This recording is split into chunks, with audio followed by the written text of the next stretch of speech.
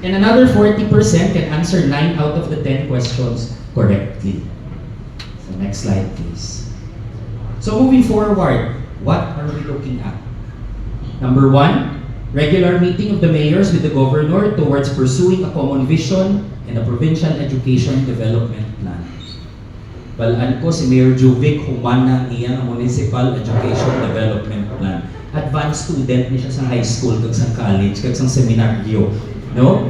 Amo ni sa mga bibo ko sa una, they sit in front, no, and they're the ones who answer the homework ahead of time.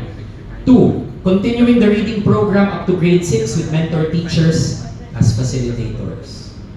Number 3, running remedial reading programs with the remaining 2% of students from the experimental group. Number 4, scaling up the devolution program to include all municipalities in Iloilo.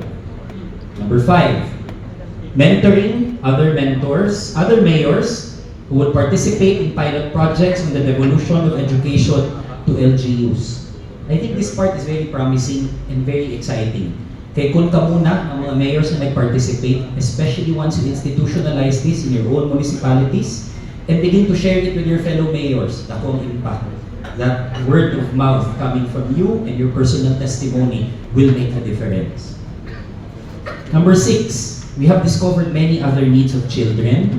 Example, children go to school hungry, parents need learning materials. We will work with communities to develop sustainable solutions. And I'd like to add, I was talking to Ma'am Nene about this earlier, na how do we systematically scale this? Focus on those 2 words, systematically scale the initiative. And I'd like to add, how do we develop a replicable template and formula that is not dependent on strong and innovative mayors? I personally feel strongly about that. Okay, we have to admit not all mayors are created equally.